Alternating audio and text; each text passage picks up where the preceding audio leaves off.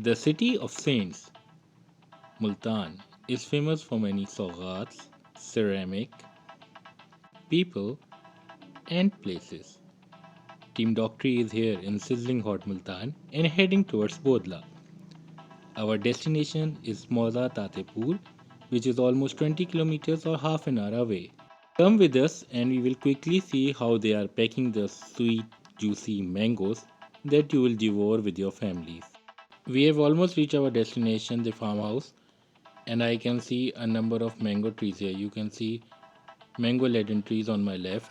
The mango crates are being printed here as per the local traditional style. Here, used papers and newspapers are being placed to line the insides of the wooden crate.